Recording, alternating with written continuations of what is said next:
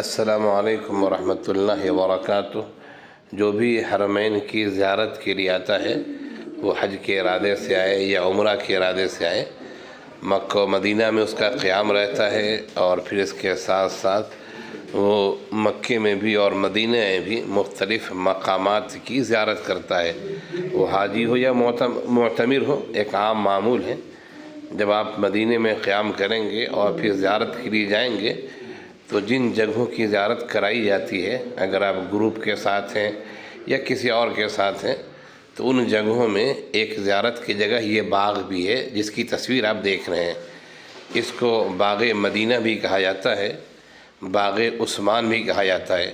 حضرت سیدنا عثمان غنی رضی اللہ عنہ کا یہاں باغ تھا۔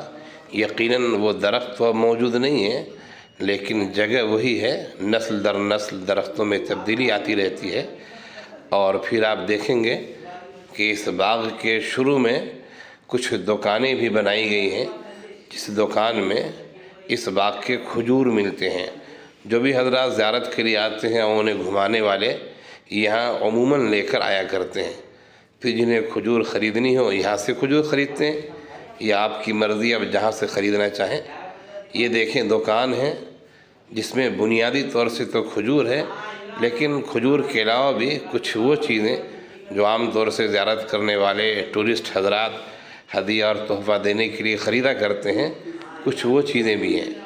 لیکن یہ کھجور کی بڑی دکان ہے جس میں 20 انواع و اقسام کے کھجور ہیں۔ ہم اور آپ تو چند کھجوروں کے نام جانتے ہیں، یا صرف کھجور جانتے ہیں، یا زیادہ سے زیادہ ہم عجوا کو جانتے ہیں۔ بہت انواع اقسام ہے، عجوا ہے، برنی ہے، عنبر ہے، قلمی ہے، مختلف نام کے کھجور ہے۔ آپ نے باغ مدینہ کی زیارت کی، اور باغ مدینہ کے ایک کنارے میں جو دکان ہے کھجور کی، اس کی بھی زیارت کی۔ اللہ تعالی ہم سب کو حرمین کی بار بار زیارت